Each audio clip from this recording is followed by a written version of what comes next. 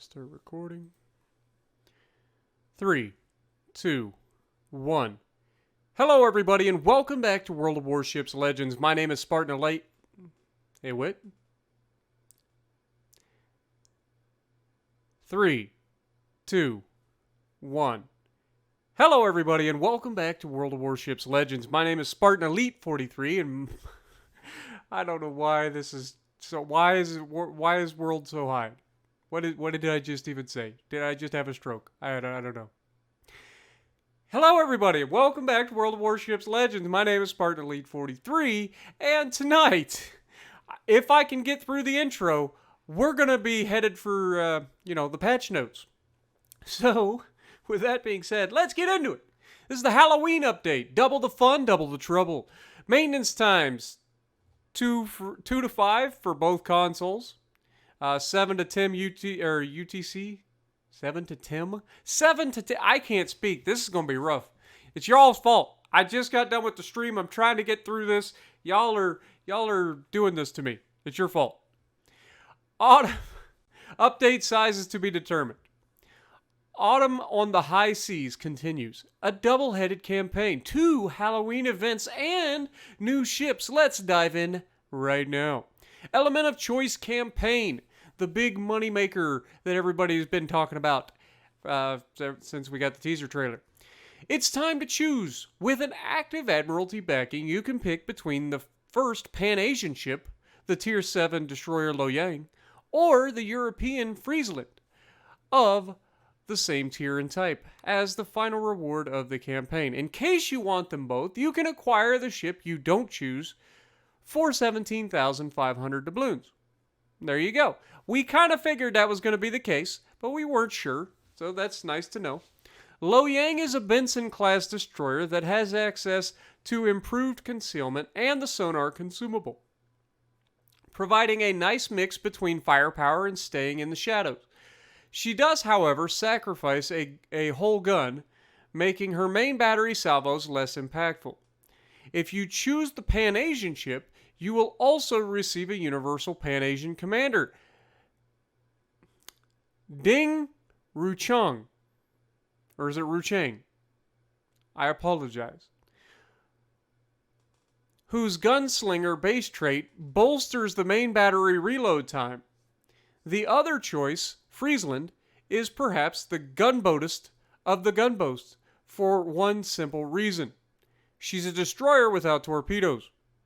She belongs to the European faction, and should you lack a specific commander when obtaining her, you will get Jerzy Swirsky, who, as you may know by now, can improve the concealment rating of any ship with its hide-and-seek base trait. Both Ding Ruchang and Jerzy Swirsky are going to serve as starting universal commanders for Pan-Asian and European ships, as soon as such branches make it into the game. Keep an eye on the updates. As we mentioned, this campaign is unique in terms of its rewards, with a choice between 2 destroyers as the final prize. We aim to provide more flexibility and, most definitely, an element of choice. Wouldn't be the sole campaign that allows you to choose... And most definitely, element of choice wouldn't be the sole campaign that allows you to choose its rewards, but don't expect every campaign to offer 2 ships at the end. Makes sense. But it is nice to have these occasionally. It gives us more content, which is always a good thing, right? Rewards you get without Admiralty backing are as follows and are worth 12,968 doubloons. You get all of this plus all of this if you get the Admiralty backing for 2,500 doubloons. Plus, you get to choose either the Friesland or the Loyang at the end of the campaign. And it is worth a total of 65,723 doubloons if you have the Admiralty backing and you finish the entire campaign. Halloween is two-headed too. Welcome back to Transylvania and save her again in the first part of the spookiest event ever. In this throwback episode, you have to escort her to the portal while fighting against evil entities that are very keen on destroying Transylvania, with Battleship Rasputin leading them, or at the very end of it anyway. The second part is coming right up. Starting October 18th, A Light in the Dark will see you fight off Rasputin and his minions once again. This time, backed by the terrifying Gorgon, launching bats at you. Interesting. I would have thought it would be snakes. Gorgon, snakes? No? Anybody? I'm a Greek mythology guy, so this is kind of my thing, but okay. Your main objective is to defend the magic towers, with those being crucial to sealing the portal. Only doing that once and for all can save the world. So we're getting a nice little mini game, basically. If you guys weren't here for the first Halloween event, you're going to get a chance to play that, but you're also going to get to play the new one. So I'm looking forward to both of those. Those were actually pretty fun. Rewards, sure thing. We have themed crates, of course, commander progression items, and more lined up for you. Expect more details on the prizes in the upcoming blog post about Halloween. Make sure to get Bellerophon during the Saving Transylvania part of the event as the 5-star reward, or for doubloons for the whole duration of the update, as this will allow you to obtain Italian Tier 4 cruiser Genova entirely for free during the A Light in the Dark part of the event. Halloween crates contain oh my god, Spartan, read and talk same time. You can do this. Halloween crates contain themed commanders and commander progression items, along with eerie skins for the following ships: Lexington, Shokaku, Bismarck, Tirpitz, Benson, Kagero, Chapayev, and Charles Martel. Which the Charles Martel is that scarab is pretty nice. Not gonna lie. I have the scarab camo for the Charlemagne, and it is sexy. So if it's anything like that for this, I can't wait to see any of these. I'm not joking. Like, the Halloween camos are some of the most awesome looking like camos, or at least reskins. It's not even a camo, it's just reskinned. Which means, like, I really want to look at these. Like, I'm sure they're going to be amazing. Even more content can be found inside Golden Pumpkins. Obtain these in your platform store with the list of goods available inside. 1,250 doubloons, guaranteed unless you receive a super prize. Commander progression items, credits, camos, coupons, and super prize up to 100,000 doubloons with a 0.1% chance of happening. I won one of these recently from the, I forget what the event was. Crap. The event recently where we had the treasure hunt event, that's what it was. I won a crate, and in that crate, I just happened to win 100,000 doubloons. So it is possible to win, but don't count on it. Very few people will actually win this. Check out the exact drop rates at wowslegends.com/containers starting October 4th. That's not the only spooky thing we have prepared for you. For the scary season, some ancient patches and flags raised from the dead for 13 days only.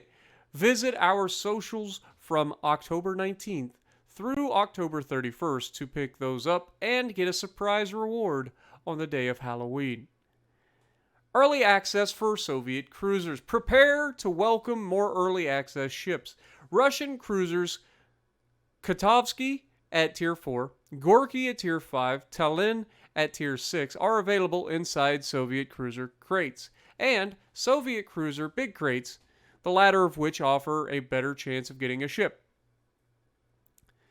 And an opportunity to get the Tier 5 premium cruiser Molotov. If you are lucky enough to get one of those, make sure to complete the personal mission, available once per ship. Ships of the new line support higher caliber guns and will give you a very familiar feeling if you're used to the original line. Flat ballistics, sonar, and respectable torpedoes make for good all-rounders at every tier. Kotovsky, which will give you a taste of the new line, was named after Russian Civil War Red Commander.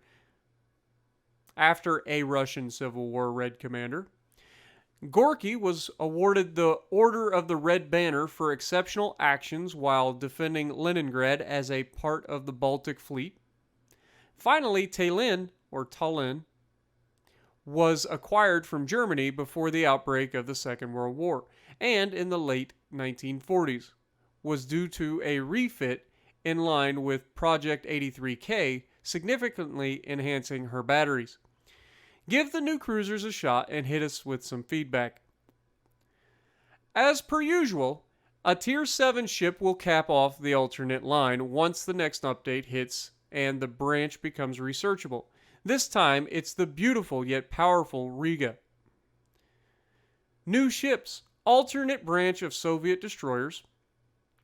These are the ones that were just introduced. They're coming out of early access. So we've got Subra, Bovoy, Kiev, and Udaloy. All right.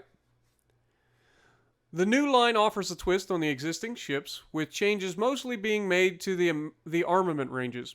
While the original Soviets are more of a keep maximum distance and fire guns type, the newcomers give up some of the gun range to get better operating distance for torpedoes, making their playstyle closer to the rare Ognavoy. You will be facing your enemies at a riskier engagement distance, but your torpedoes will also improve your buffer zone, giving you a bit more space in performing both offensive and defensive maneuvers. Weimar. Is it Weimar or would it be Weimar? Because W's are V's, right? So it would be Weimar or Weimar. Somebody's going to have to let me know down in the comments. Tier 6 cruiser. German. A York-class project cruiser. Has 12 fast reloading 5.9-inch, which are 150 millimeter guns. Decent speed allows her to serve as a mobile, albeit somewhat fragile threat, so play her with caution. Look out for news on our socials and inside the game to find out more details on her release. So basically, this is the German equivalent of the... well, I guess this is a Tier 6, so it still is kind of the German equivalent to... what was the Japanese one that just came out? Suja? I think is that the one? Anyway, it's a light cruiser variant of a York, essentially. The York has 210 millimeter guns. This is going to have 150 millimeter guns. Quality of life improvement. Ship loadouts, including for the ones in the bureaus and store, can now be seen prior to obtaining them. You can now also go through selectable consumables in case a ship has these, as well as see the default characteristics for those, which is nice. New sound engine, finally getting put in. This is something we've been looking forward to for a while. This has been in testing. I've heard a lot about it, but I haven't actually heard a lot about it because I'm not allowed. But I have heard that it is in the works. They mentioned it during their dev Q&A that it was in the works and would hopefully be coming out soon. It was in the last stages of testing. So this is going to be a huge change for the sounds of the game, which is going to be a good thing. No longer will we have destroyers sounding like battleships and battleships sounding like destroyers, and they're, vice versa. Now, each gun, well, not necessarily each gun, but at least each size of gun will have different sounds. The sounds in the game have been significantly enhanced. The most notable features include a new standard for gunnery sounds and different engine sounds, depending on the ship type, as well as new music and miscellaneous sounds. Please give us feedback, since this might actually feel like the biggest player experience change in our recent history. With the exception of maybe the carriers getting put in, but we won't talk about that. Mission tab. The mission tab has been reworked. You will now see categories instead of the missions on the campaign screen, a roadmap for each mission inside the corresponding tab, and more changes. Importantly, many missions that used to have separate cards for legendary tier ships and lower now offer progress shared between every predetermined ship tier, i.e. tier 4 legendary or tier 4 to legendary. So you'll have more freedom in choosing what ships to use for campaign and other missions. Balance changes. Here we go. Let's see what we got. This time, we are not changing things as dramatically compared with the last update. However, there are some tweaks to various ships to make gameplay even better. The most requested change probably regards to aircraft carrier concealment. This was done by increasing the detectability range of all aircraft carriers as well as reducing the effectiveness of the dark silhouette skill. Good. A carrier being the largest ship in the game shouldn't be equivalent in spotting to a freaking destroyer. It just shouldn't. It doesn't make any logical sense. And you add on top of that, they're already hiding at the back of the map every time, so it doesn't make a whole lot of sense that they get some super buff to concealment. So glad to see that changing. Now, here we go for the U.S. We have Azure Lane Baltimore getting a buff. Main battery reload decreased from 12 seconds to 11 seconds. It's not a big buff, but it is a little bit. Legendary Gearing. Increased speed and maximum damage of both AP and HE shells. Increased muzzle velocity of both AP and HE shells by 5%. AP shells from 2100 to 2300 and HE shells from 18 to 20 or to 2000. So this is kind of a buff that they did to the Fletcher recently, and so the gearing is getting a little bit of love there. Did it need a buff? I don't know. It didn't feel like it needed a buff, but at the same time, I mean, you got ships like the Kleber out there just dominating everything, so anything that can help fight a Kleber is definitely good for me, right? Japan, Tier 5 Hatsuharu. Main battery reload time reduced from 7.5 seconds to 6 seconds. That's quite a bit of a change. UK, Tier 4 Hawkins, reload time decreased for stock main gun from 13 to 12, and for the upgraded main gun from 12.5 to 11 seconds. Italy, Tier 4 Montecuccoli, whichever way you say it. Rotation speed of main battery to 180 degrees increased from 30 seconds to 25.7. So in other words, the turrets take less time to rotate by almost 5 seconds, which is pretty significant. Aircraft carriers concealment was reworked, reducing the detectability range by sea for all of them, and mostly decreasing concealment against aircraft as well. The changes are as follows. Langley, detectability by sea goes from 8.4 to 10.6, so it's a pretty significant increase. Like, we're not talking like the destroyer nerf that came through and everybody was up in arms about that only gave him like a 0.2 or it's like 0.2 kilometer change or 0.3 kilometer change overall. This is pretty significant. That's 2 kilometers, 2.2 kilometers actually. So that's a huge difference. The Ranger from 10 kilometers to 12 kilometers and the Lexington from 8.3 kilometers to 13.3. These are all fine. I have no problems with these. Aircraft carriers should be detectability right there with battleships. I mean, they are literally the largest things on the freaking ocean. They should be seen. It makes sense. Japan, Hosho from 8.2 to 10.5. Ryujo from 9.5 to 11.4. I'm not going through the air detectability. You guys can read those, pause if you need to. Shokaku from 9.5 to 12.1. So Shokaku's actually still pretty sneaky. It's like cruiser territory. Germany, the Rhine, goes from 9.5 to 10.6. The Vesa goes from 9.6 to 11.8. And the Parseval goes from 10.9 to 12.7. So also pretty sneaky right there in the sneaky battleship to cruiser, like not necessarily cruiser range. A couple more changes for carriers. New mechanic, out of fuel. Carrier squadrons now have only 150 seconds of airtime after their ship has been sunk. Thank God. And hopefully this is something that, well, I guess those do go down eventually too. So yeah, this is something that needed to happen too. Carriers can no longer launch planes right at the end of the match and fly around for the rest of the match. Spotting, doing things, trying to detect destroyers and so on and so forth. So keep that in mind. Dark Silhouette skill now increases aircraft carrier concealment by 2% instead of 3%, so not a huge change there, but it will be noticed. Other changes. The Shards map has been reworked. Minimal time for enemy detection increased, so you hopefully won't be spotted in the first 3 seconds of the match. Hopefully, if you spawn mid, which happens all the time. The Star-Spangled Fleet project rewarding USN Battleship Oklahoma has been deprecated. You can now access it only if you have researched it even just a little bit.